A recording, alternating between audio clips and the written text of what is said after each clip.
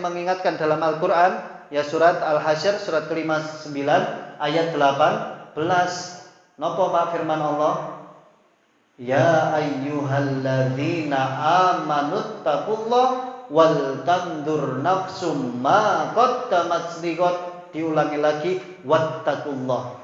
Wahai orang-orang yang beriman,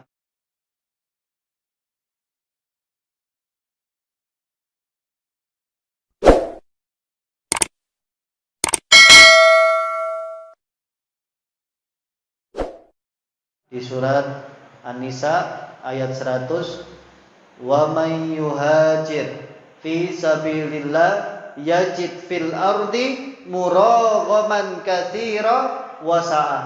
Barang siapa yang hijrah. Nah, hijrah di sini bukan pindah tempat Bapak Ibu. Padahal dulu gimana kisahnya Rasulullah hijrah? Dulu Rasulullah hijrah karena sudah mulai tidak nyaman, Pak. Di Mekah sudah mulai tidak nyaman, ibadah sudah mulai gak nyaman, usaha sudah mulai diblokir. Ya, untuk orang Islam itu sudah mulai prosesnya dipersulit, untuk berdagang dan lain sebagainya itu dipersulit. Maka perintah Allah hijrah ke Madinah untuk mendapatkan ketenangan. Maka firman Allah, wa may yuhajir fi sabilillah, siapa yang hijrah. Nah, hijrah ini adalah proses untuk mendekatkan diri kepada Allah. Apa balasannya? Ya, yajid fil ard. Bapak Ibu, apa artinya ardun? Kalau kita mengartikan ardun itu apa Bapak Ibu? Bumi. Tapi secara bahasa Arab, ardun itu semua yang kita pijak itu disebut ardun. Kamar kita injak atau kita pijak itu ardun. Tempat kerja itu ardun. Dimanapun kita berada itu ardun. Maka Allah menjanjikan bagi orang yang berhijrah, yajid fil ard, maka di setiap dia berpijak, muraghaman katsira, maka dia akan mendapatkan banyak keuntungan, ya, banyak manfaat, banyak rizki, wasa'ah, dan luas, Pak. Masya Allah Bapak Ibu, Allah janjikan satu, muraghaman katsira. Di setiap dia berpijak, dimanapun berada, maka dia akan mendapatkan muraghaman katsira, manfaat yang banyak, rizki yang banyak. Itu muraghaman katsira. Wasa'ah, ini yang paling penting Bapak Ibu. Apa sa'ah? Luas. Sa'ah itu lapang.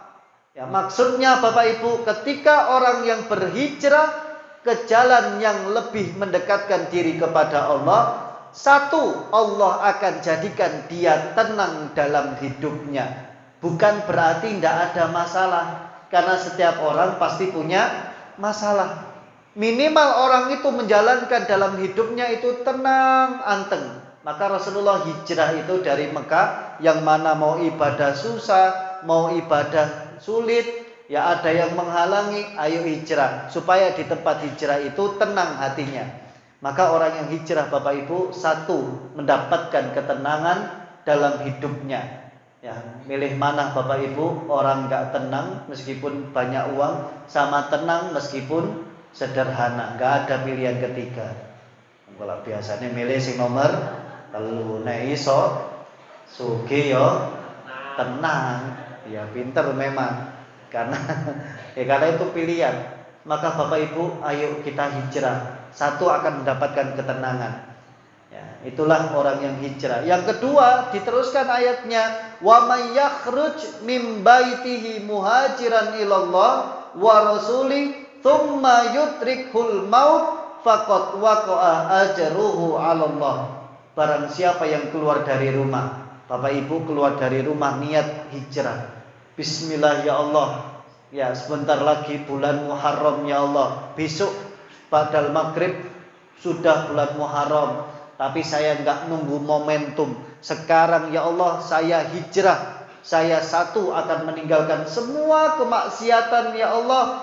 Saya akan mulai dari mata, dari ujung kepala sampai ujung kaki. Saya akan mulai tinggalkan ya Allah kemaksiatan. Yang kedua, ya Allah, saya benar-benar ingin merubah diri saya untuk lebih dekat kepadamu. Kalau sudah niat seperti itu, Pak, biasanya di jalan itu diam saja atau tidak, Pak? Apa yang biasa diucapkan? Astagfirullah, astagfirullah, astagfirullah. Ya Allah, mata saya sering bermaksiat. Astagfirullah, astagfirullah. Telinga saya sering mendengarkan gibah-gibah. Astagfirullah, astagfirullah. Mulut saya sering berkata kotor, sering berkata sesuatu yang gak bermanfaat. Astagfirullah, astagfirullah. Di jalan istighfar, Pak. Dan meninggal dunia misalnya, faqad waqa'a alaihi ajruhu, maka tetap tertuliskan bagi dia pahala hijrah. Masya Allah, Pak. Ya, maka ini sama dikisahkan orang yang membunuh 99 orang, kemudian tanya, ayo datang ke tempat sana, pindah di setiap jalannya, Pak.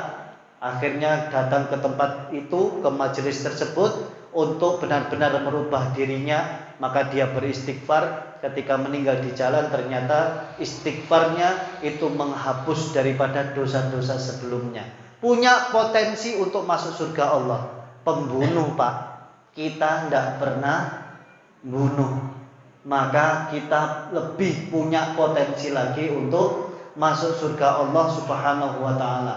Karena kita itu menginginkan kebaikan, Pak. Hijrah itu dari baik menjadi nggak baik, atau dari nggak baik menjadi baik, Pak. Otomatis dari yang nggak baik menjadi baik. Maka firman Allah, esensi kebaikan itu, monggo dibuka bareng-bareng Bapak Ibu. Bagaimana esensi atau makna asli dari kebaikan di surat Al-Baqarah, surat kedua, ayat 177. Surat Al-Baqarah, surat kedua, ayat 177. Ini esensi kebaikan. Karena setiap orang yang hijrah pasti ingin merubah dirinya menjadi lebih baik. Nah, Allah berfirman, A'udzu billahi minasyaitonir rajim. Laisal birra an tuwallu wujuhakum qibalal masyriqi wal maghrib. Bukanlah kebaikan itu, atau dalam bahasa terjemahannya atau tafsirannya, bukanlah itu disebut baik yang hakiki, atau bukanlah itu esensi dari kebaikan. Bukan hanya dia tuwallu wujuhakum qibalal masyriqi wal maghrib, bukan hanya orang yang baik itu bukan hanya menghadapkan wajahnya ke masyrik dan maghrib, di timur dan barat. Ini maksudnya apa, Pak? Maksudnya adalah sholat. Karena orang sholat itu, kalau kita sekarang posisinya ada di timur, ngadepnya ke barat. Kalau orang posisinya di barat, maka ngadepnya ke timur.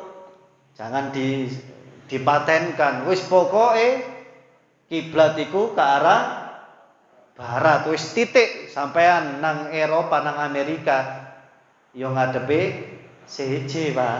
Sampai nang Australia ya CJ. Sampai ke benua yang lain ya beda.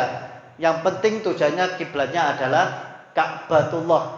Nah, maka ada di ayat yang lain, Bapak Ibu, kalau kita mendengarkan kalimat barat dan timur, itu intinya adalah sholat.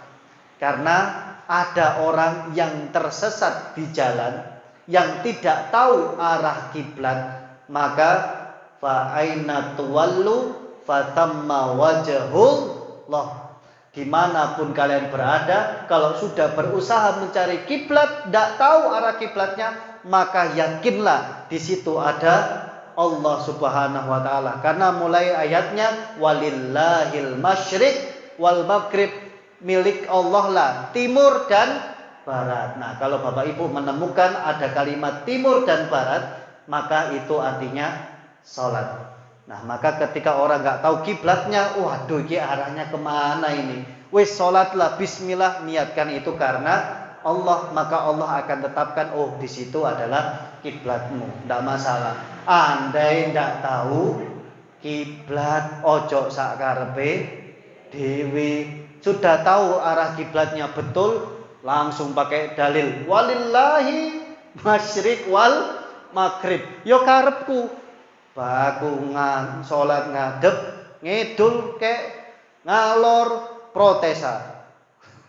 Ya, bukan gitu. Kalau tidak menemukan jalan maka ya dia menghadap kiblat. Beda dengan sujud syukur. Kemarin siapa Bapak Ibu yang mendapatkan medali emas bulu tangkis?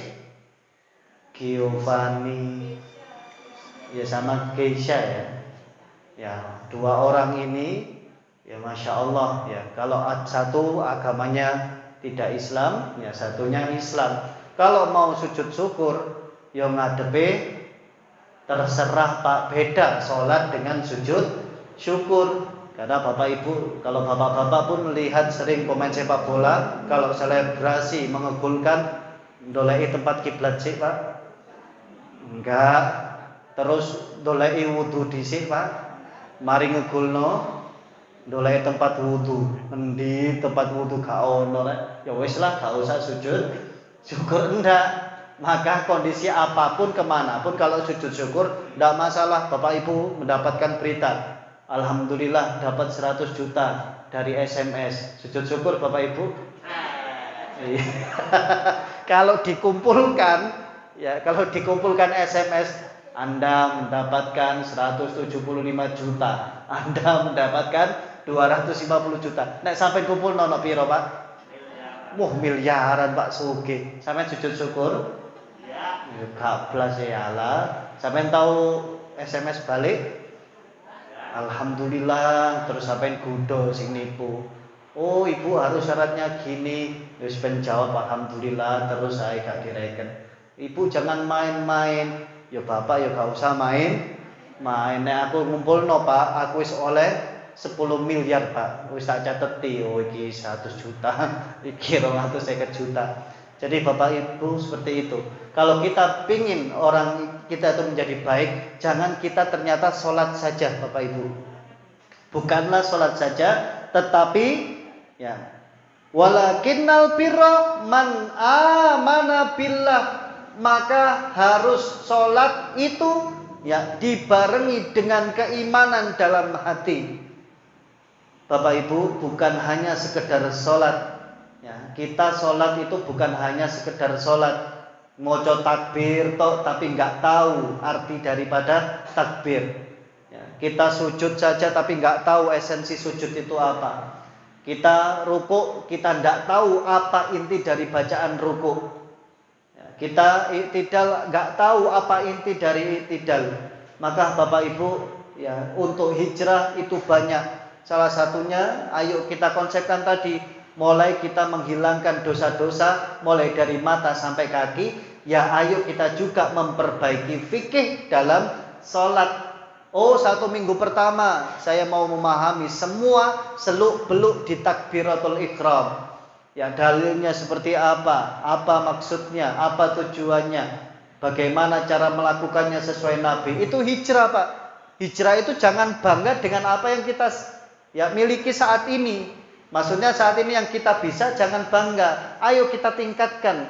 Ya kalau sudah sholat, ayolah kita belajar dari rukun Islam. Ya sholat, syahadat, puasa, ayo kita pelajari puasa yang benar. Bagaimana melaksanakannya. Ya bagaimana dalilnya? Monggo Pak. Itu hijrah. Maka punya konsep yang jelas. Allah sering mengingatkan dalam Al-Quran. Ya surat Al-Hasyr surat ke-59 ayat 18. Napa Pak firman Allah? Ya ayyuhalladzina amanuttaqullah wal tandur nafsum ma qaddamat liqad. Diulangi lagi, wattaqullah. Wahai orang-orang yang beriman, tingkatkan takwa kepada Allah dan siapkan bekal untuk qaddamat liqad, konsep akhirat.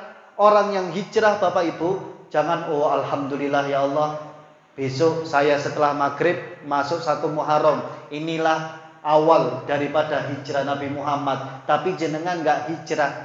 Pancet ae. 1 Muharram ya pancet. Enggak ada perubahan. Tidak Pak. Orang yang bertakwa itu ialah orang yang punya konsep yang bagus dalam ibadah. Saya tahu Bapak Ibu kalau mengkonsep kegiatan itu luar biasa. Bapak Ibu itu konseptor, konsep rumah tangga sudah bagus, konsep dunia sudah bagus. Ayo sekarang kita konsepkan untuk ibadah. Ini sering saya sampaikan. Sering saya sampaikan Pak, orang yang luar biasa itu adalah orang yang punya konsep untuk akhiratnya. Ibadahnya itu apa saja. Jadi Bapak Ibu itu dalam satu hari punya target-targetnya. Oh, satu hari ini saya harus sholat duha, hari ini harus baca Al-Quran, hari ini harus sedekah, hari ini saya infak, hari ini saya harus, ya ibadahnya itu dikonsep Pak. Maka Bapak Ibu, hijrah ini ayo kita konsepkan. Jangan kita kosong blong, ya maksudnya tidak ada apa-apa. Karena orang itu Bapak Ibu ingin menjadi orang yang baik. Doa kita apa? Kalau untuk anak kita, Robbi habli minas solihin. Ya Allah, karuniakan kepadaku anak yang soleh. Karena kita mengharapkan diri kita, bahkan anak kita menjadi yang soleh. Pernah saya sampaikan, soleh itu terdiri dari 4 unsur. Kalau kita menjadi orang baik, harus ada 4 ini Pak unsurnya. Yang pertama, toyib. Soleh itu 1, toyib, gabungan dari toyib. Toyib itu apa Pak? Baik. Baik apanya? Fisiknya. Fisiknya yang baik. Ya kalau ditanya kaifalu halukum, ya orang Arab bertanya bagaimana kabarmu? Jawabnya alhamdulillah inni toyib. Alhamdulillah saat ini saya dalam keadaan yang baik. Fisik saya baik, saya bisa beraktivitas. Kamu lihat sendiri kan, saya bisa berjalan, saya bisa beraktivitas, berarti baik. Kalau yang sakit ya berarti tidak toyib. Yang kedua, bukan hanya fisiknya yang baik, maka orang yang baik fisiknya harus punya sifat-sifat yang baik. Jujur itu sifat yang baik, ya. Tidak sombong, rendah hati itu sifatnya. Maka dari toyib meningkat menjadi khair. Nah, soleh itu toyib. Yang pertama fisiknya kalau toyib berubah menjadi khair. Khair itu sifatnya Pak, baik. Ya jujur, ya sifatnya dermawan. Nah, bukan hanya 2 ini. Kalau fisiknya dan sifatnya sudah baik, kan belum ada pembuktiannya Pak. Maka beramal. Nah, melakukan kebaikan atau yang disebut ma'ruf. Nah, punya sifat baik, punya fisik yang baik, punya sifat yang baik, maka harus berbuat yang baik. Itu namanya ma'ruf. Yang terakhir, orang yang berbuat baik ternyata bukan orang beriman saja, maka harus dispesifikan. Orang yang berbuat baik ini harus ikhlas kepada Allah, maka disebut ihsan. Jadi Bapak Ibu, ya apa disebut orang soleh itu atau orang yang ya hamba yang soleh itu? 1, dia punya fisik yang baik yang disebut toyib. Orang punya fisik baik, dia harus punya sifat yang baik, ya berkembang menjadi khair. Orang yang punya sifat dan fisik yang baik, maka harus melakukan kebaikan yang disebut ma'ruf. Orang yang melakukan kebaikan harus niatnya karena Allah. Karena ada orang yang melakukan kebaikan, dia tidak niat karena Allah, maka dia tidak bernilai pahala Pak.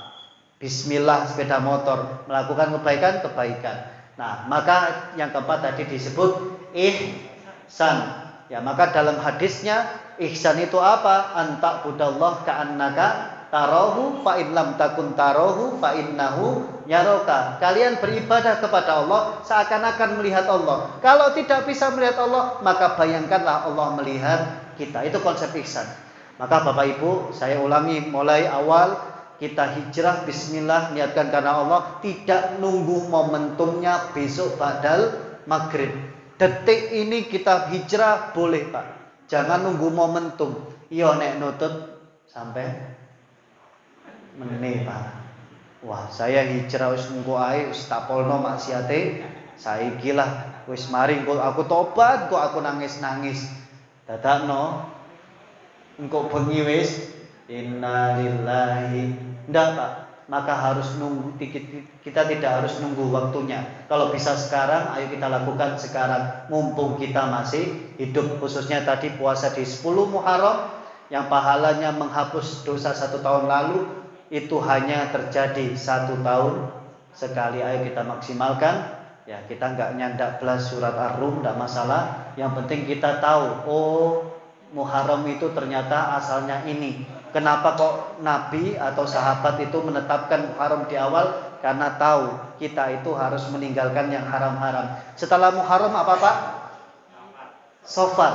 Kalau dalam bahasa Arab artinya 0 itu apa Pak? Ayo yang belajar bahasa Arab, sifr. Sifrun. Ya, atau sofer, sifr. Nah, kenapa kok sofar? Sod, fa, dan ro. Sifr. Kenapa kok 0?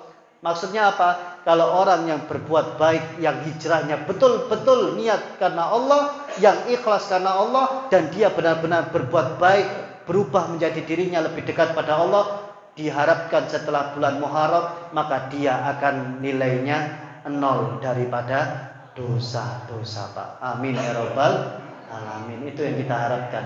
Maka hijrahnya bukan hijrah-hijrahan Pak, hijrah yang sesungguhnya. Demikian Bapak Ibu yang bisa kami sampaikan. Dan semoga ya momentum ya 1 Muharram 1443 Hijriah nanti itu menjadi momentum untuk kita benar-benar berhijrah, untuk lebih mendekatkan diri kita kepada Allah Subhanahu wa taala, dan semoga kita semua benar-benar berubah menjadi lebih baik, yang mana kondisi itu lebih dekat dengan Allah sehingga kita disebut orang yang muttaqin. Amin ya rabbal alamin. Demikian yang bisa kita kaji hari ini. Semoga yang kita bahas atau yang kita kaji hari ini benar-benar bermanfaat untuk kita di dunia dan menjadi amal salih yang memberatkan timbangan kita nanti di akhirat. Dan semoga yang sakit Allah berikan kesembuhan, dan semoga ya, urusan kita Allah mudahkan dan Allah lancarkan, dan semoga kita termasuk ahli Quran dan ahli surga. Amin ya rabbal alamin. Rabbana taqabbal minna innaka antas samiul alim wa tub alaina innaka antat tawwabur rahim. Ya, sebelum saya tutup ya, untuk yang daftar umrah ya diharap menetap dulu. Oke. Untuk yang daftar umrah diharap menetap dulu karena ada informasi yang akan kami sampaikan. Oke.